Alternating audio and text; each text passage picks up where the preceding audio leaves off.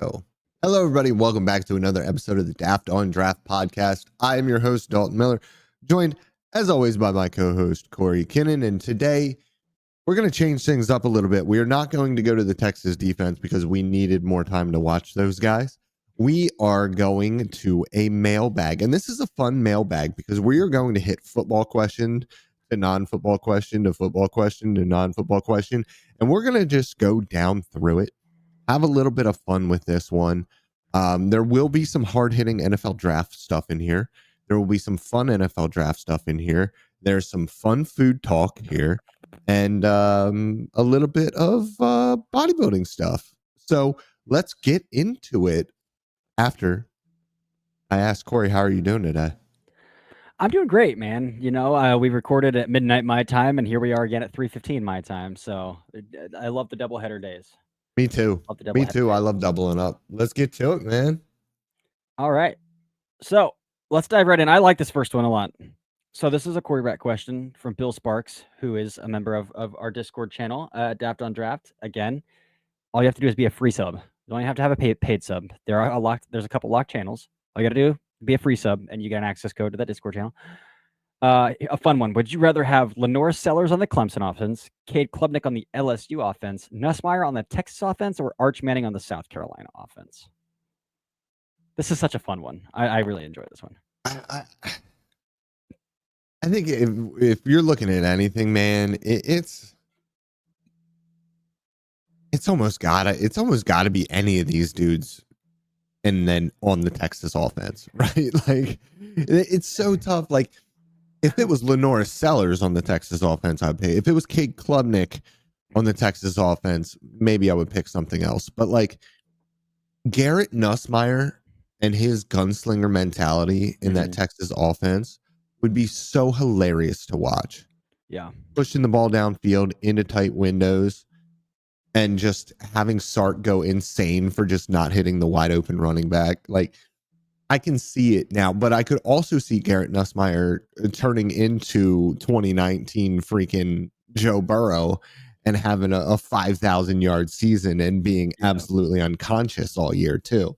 And so I just think anybody in that Texas offense, it's such a well-constructed unit, and the offensive line is outstanding, and the weapons are fantastic, and the run game is unbelievable, and Sark's a great play caller as well, and has great game flow. It's just, man, anybody in that Texas offense would be a lot of fun to watch. And well, except for the guy who started for them last year.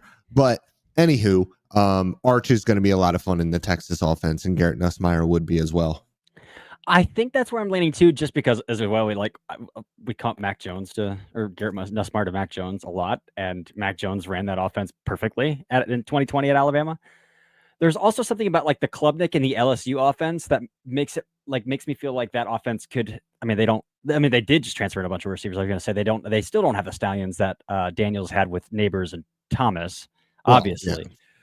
But like that is a different offensive coordinator. That offensive coordinator is at Notre Dame now too. But like that style offense with Klubnik and all the speedsters they just transferred into LSU. There's something about Klubnik and the LSU offense though that's like I could do that. I could roll with that.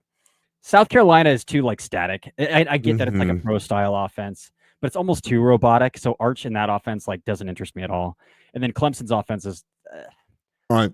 I've hated Clemson's offense since the dawn of time. And I know it's Garrett Riley now calling plays, and Garrett Riley has an influence on scheme and stuff like that. But like, I'm not interested very much there either. I think I'm going to go Cade in the LSU offense, with in mind the receivers that they've transferred in. That's fair. That's fair. Yeah, so that's where I'm going to go. I think we have a question from JJ Pegasus Enjoyer. I love. Are you a cereal before milk guy or a milk before cereal guy? Listen, if you and I'm going to call out Jesse Holly here, former Dallas Cowboy, now with DLSS. He is a milk before cereal guy, and I just think that you are a serial killer if you do. Yes, that. Absolutely. Absolutely. How do you know if it's the right amount of milk? You don't. Or are you putting as somebody who tracks everything that he eats, are you putting the milk in first and then just going with however much cereal fits with your milk? Like, It just doesn't make sense to me. You put the cereal in first, and then you put the amount of milk in that you need to properly coat your cereal. And your cereal gets a little moist by dumping the milk on it. Other than that, if you do milk before cereal, you have to like crunch it with your spoon a little bit and like Mix turn it all it, up, and mix then it you're all getting up. milk everywhere. Yeah, that's ridiculous. Stupid. Yeah, definitely cereal before milk. Easy one. All right, next one. Who is your pick? Yeah, who is your pick for biggest overall riser in the 2026 class, regardless of position? Whew. I've got a couple, but I think I'm going to save. I had a wide receiver picked out, but I think I'm going to save that wide receiver for the last question. Actually, so I am going to pick. I have 2 wide receivers for it, so I have a wide receiver for both of them. Yeah, I'm going to go to Northwestern here, and I'm going to choose Northwestern edge rusher Anto Saka, who is like very. I mean, he's not as dense as Odafe Owe was at Penn State. Like, right, Odafe Owe was like stacked out of his mind. Yeah. Saka is more like long than that dense, but he is ungodly explosive. He's got some bend, but he's very, very raw. Like, I think he had like 4 sacks last year. But Anto Saka was has more than like, Shamar Stewart, right? yeah, that's true. That's true. But Anto Saka has like ungodly green athletic traits though. So, Like you know, my I would. green? I'm sorry, man. I'm Oh, going geez, you're on a crazy roll. with this You're edge on a rusher roll. thing right now. Yeah. So I think I'm gonna go with Anto Saka. Like if he puts it all together, man, that guy's a first round pick. All right. I didn't know where I was going to go with this one between the 2 wide receivers, but I do think that it makes more sense for me because there isn't as much talk about him because he wasn't an NFL or a potential NFL draft prospect last year because he wasn't draft eligible yet. The other guy I'm going to pick is and was draft eligible and did not come out and then transferred. This person is Eugene Wilson III, the biggest overall riser in the 2026 class, regardless of position.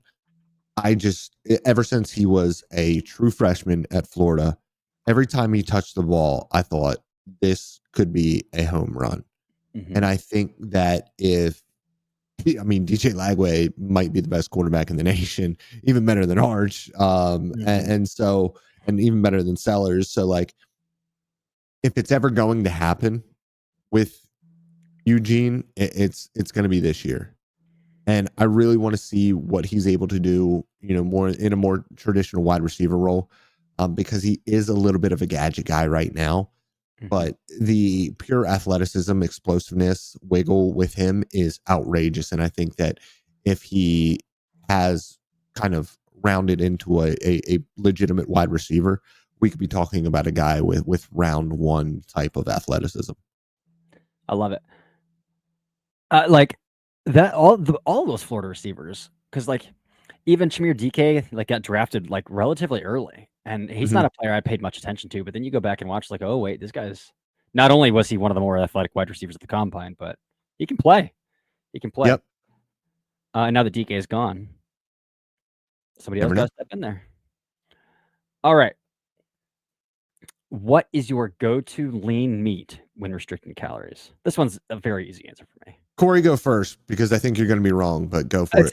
I'm very wrong because I'm very boring, but it's really easy. It's really accessible, and it's 200 calories for 38 grams of protein. But Chick-fil-A grilled nuggets is my answer. Like it's very easy.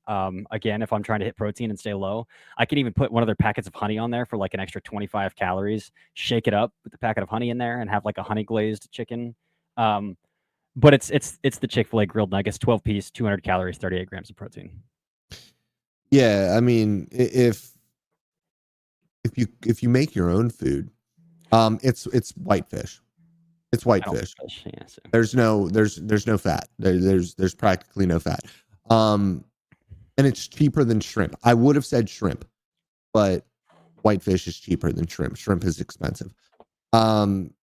Hypoxic also asks, what food item is plentiful in Portugal, less so in the United States, that you are going to miss the most? This one is very, very easy. They have a delicacy here called pastel de nata. It is an egg custard inside of a like baked pie crust type deal, and it's flaky and it's custardy in the inside and it's warm, and you put cinnamon sugar on the top of it. It is absolutely wonderful when it is fresh.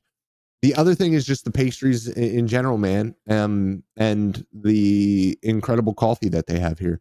And so everything that surrounds breakfast, which is my favorite meal, which is super unfortunate. But more than anything that I'm going to miss is like going out to a restaurant and knowing that like half of the things that are on the menu, even though I like count calories and am very like cognizant of what I'm eating, I can eat a lot of what is there. And when I go to a restaurant in the United States, it's like, well, what one menu item is not fucking fried here? And so that's going to be fun when I go out to eat in the United States. But that's kind of what I'm going to miss the most when it comes to the food stuff. Yeah, I've got my my softball playoffs tonight, and we're for sure going to Roosters after the game, and so that's going to be the thing. It's like, all right, what am I? How What do am I I going to eat? eat here? Yeah, love it. Yeah. But I love Roosters, man. Oh, I love Roosters. All right, from Jacob Roach, former Brownswire alumni as well here. Jacob Roach, who is your favorite mid-major draft prospect? And for me, this is such an easy answer, but I'll let you Go Oh, you want ahead, me to go? because Okay, yeah. it was going to be my answer too, Yeah. but I knew it was going to be your answer, so I let you have it. I have been in love with John Michael Gillenboard for like 14 months. Like I watched this guy in like April of 2024. Yeah, I you was like, did.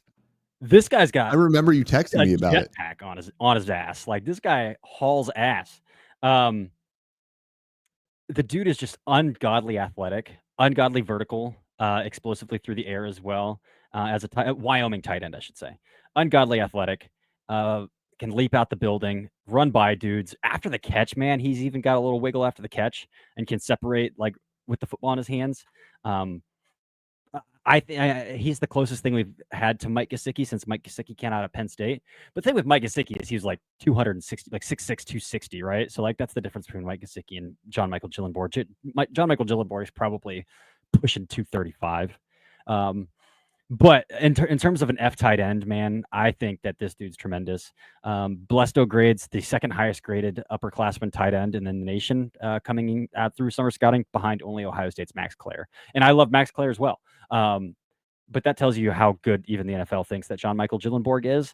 And, you know, I wrote him up last summer. I was working at SI last summer doing SI draft. And I was just doing research on him because I was writing up a scouting report. I was like, I got to write this guy up. He's that good. Funny story about John Michael Gillenboard. Former basketball player. That's not surprising. Only played football his senior year because a rival basketball coach got his school's football job and said, hey, you need to come play football for me because of what he did to him on the basketball court.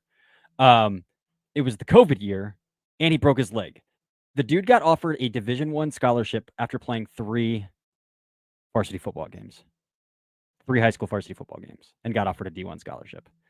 That's just the kind of freak athlete we're talking about here. I think he's from Kansas, like Kansas. I think I would need to go back and refresh on that, but yeah, it's John Michael Gillenboard by like a country mile. Yeah, and I think like if you're also adding like FCS guys, you're looking at everybody's going to say Bryce Lance. Yeah. You know what I mean? Mine is a very deep cut. Actually, somebody who wanted this player cut up for defensive snaps on my Patreon. Red Murdoch, linebacker from Buffalo. Not only does he have a round 1 name, he has round 1 production. All MAC player, first team, absolutely outrageous production in the MAC, and so much fun to watch on tape. I actually sat down and legitimately watched him as I was cutting him up. I was like, this dude is so awesome. And so I sat down and I actually watched him, and he was a lot of fun. Now, I don't know how athletic he is. I don't know if he's a guy who will even, really approach round 5, but he is my favorite mid-major guy right now. I love it. I love a deep cut. Love a deep cut. We got a new bodybuilding question, Dalton. I'm not a bodybuilder, so I'll let you answer this one. I guess I could answer from like a weight You can loss or answer it from like a fitness Yeah, perspective. I guess. Yeah. Yeah. What part of the bodybuilding, and this is from Scumbag Activity, and that was really tough to get because it is a lot A of lot. It looks like web games. unique Yeah. characters. What part, then this is from my Discord. What part of the bodybuilding lifestyle is the easiest, hardest, completely different than you thought before you started? I think when it comes to the easiest part for me, when it comes to the bodybuilding lifestyle, is, and it's completely different than what I thought. Like this dieting phase, from like an actual like eating perspective, has been a lot easier than I thought it was going to be. I've found ways, and I don't really eat like a traditional bodybuilder, but I eat a lot like some of the bodybuilders who went to school for nutrition. The two guys I'm really thinking of are John Jewett, who was a 212 competitor and is now an open competitor, and also the founder of J3 University, and they get like coaches. But he was a nutritionist in a hospital, a dietitian in a hospital before he became a pro bodybuilder. And then Wesley Vissers, who went to school for nutrition as well, and they have very wide ranging diets, and so do I eat a lot of different things. Even throughout prep, I eat a lot of different things. Now when I am at the end of it, I'm eating a lot of the same things, and I'm eating the same exact dinner almost every single night, just so I can keep things steady going into the next morning. But it's been a lot easier to enjoy dieting than I thought it was going to be. I also haven't had to like kill myself with cardio, which is something that I think a lot of people have to do. That is really tough. When it comes to harder,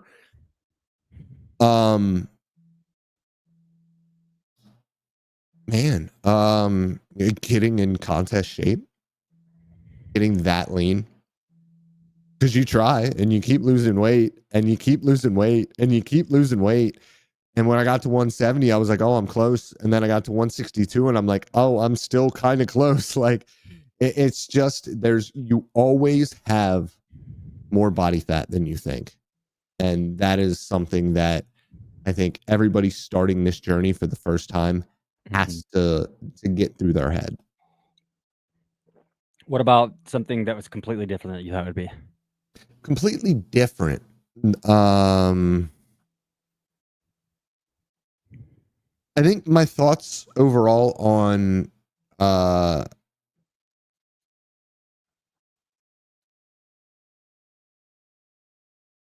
training.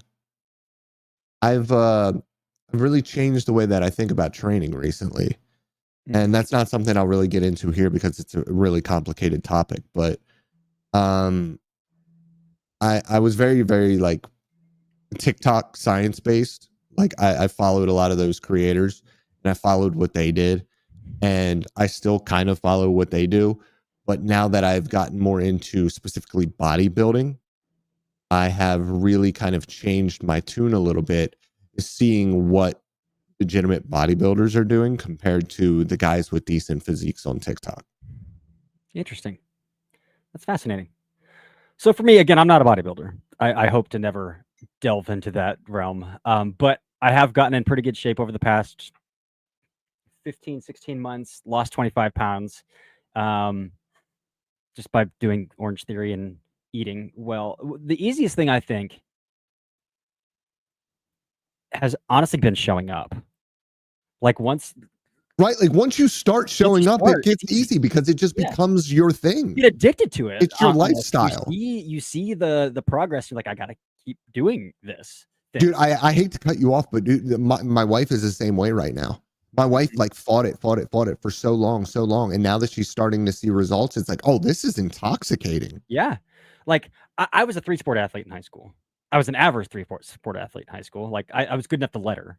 I was never good enough to be like all conference or whatever. But and then in college, like I played all the intramurals and I still had a really fast metabolism. So like throughout up until I was like probably 26, 27, I had a super fast metabolism. I could eat whatever I wanted, and I wouldn't gain any weight. Like if I hit 165, like like I stayed at 165 for so long. Then the metabolism started slowing down. Then the pandemic happened. The 2020 happened, and all I did was like stay home, drink beer, eat pints of Ben and Jerry's ice cream while watching football. Like that. That was it. That was it. And I gained weight up to 210 pounds. And then I started doing Orange Theory in like March of 2023. But then, yeah, you start to see the results, and it's like, okay, yeah, this is pretty easy. Another thing that I will say is easier than I thought, because I didn't even start losing weight till about a year ago, maybe 13 months ago. Once you start the calorie deficit, losing the weight is easy. Like I honestly think losing the weight is easy. That I tell people that all the time. Losing weight is incredibly easy, especially if you're working out 3 days a week. Eating, I was doing 1,900 calories. Losing the weight was easy. I lost in a month and a half, 45 days. I lost 18, 19 pounds. I'm down 25 now. The hard part for me now, and I think I'm in the point where you're like, I don't have to do cardio. I think I do, because like I've kind of plateaued at like 185. There's still a lot of body fat that I'd like to trim off. I still have kind of the dad bod.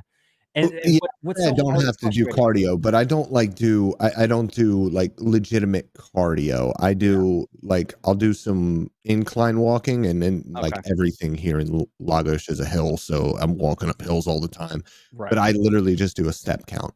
Yeah. I 20,000, but it's not like legitimate cardio, I guess. Yeah, I ran 3 miles this morning. I'm also training for a 15K Tough Mudder, so I'm trying to get in shape there, for like cardio shape for that too. But I've found like I've hit like 185 now, and I'm kind of plateauing. And so it's like, oh, I'll lock in and I'll get down to like 183. And then like my in-laws will come over for the weekend, and like I even a couple days of just like eating intuitively, but like knowing I probably ate a little bit more than I should. It's like Sunday I'm 189. It's just like 6 pounds that easy.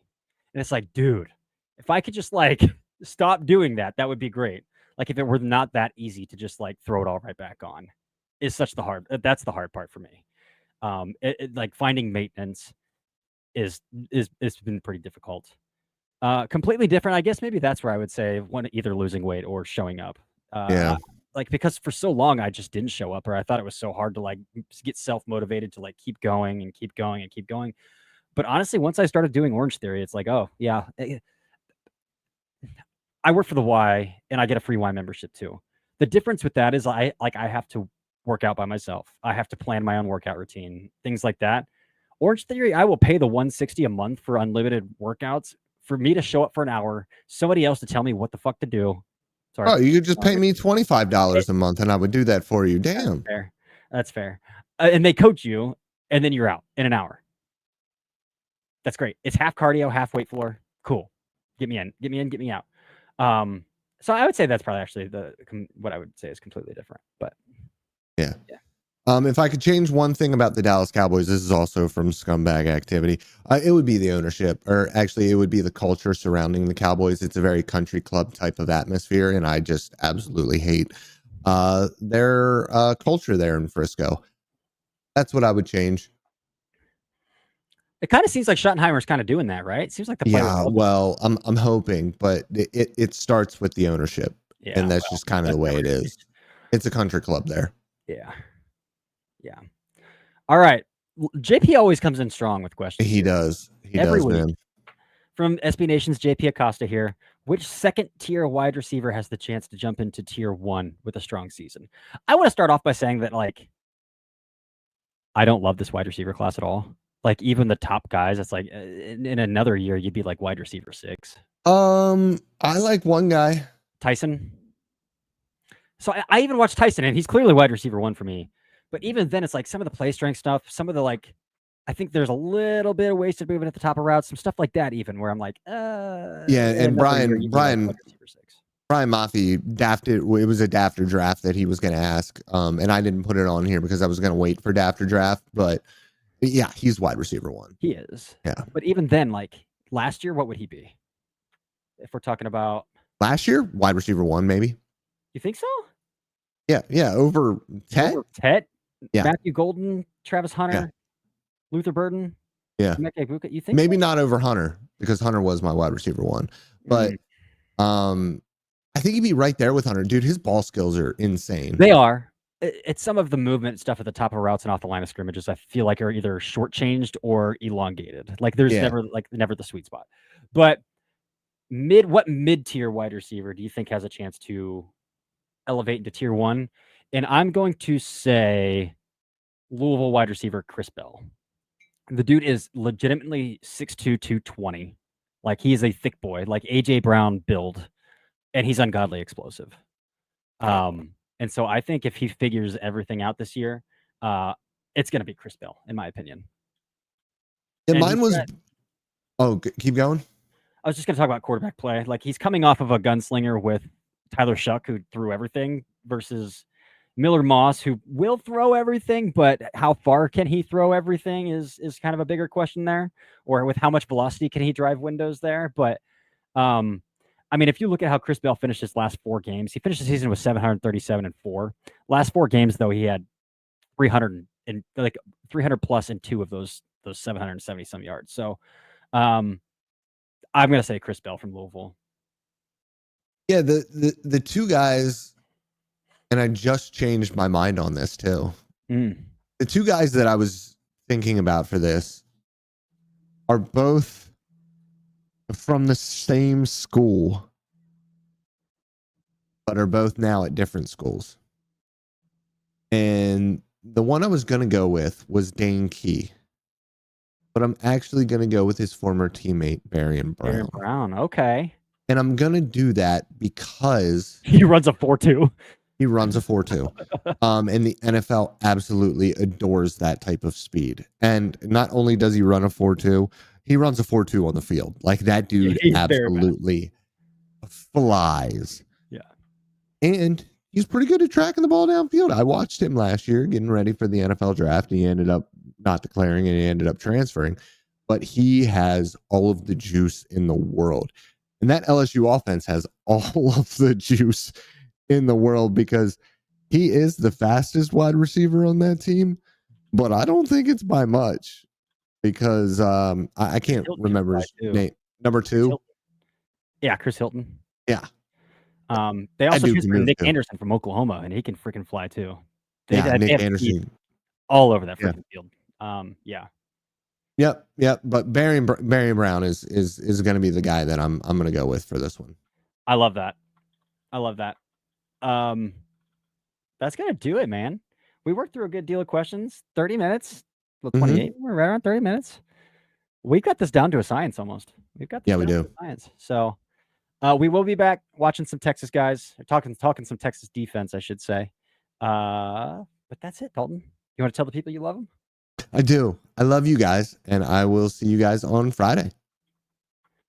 Until then, this has been another episode of the Daft on Draft podcast.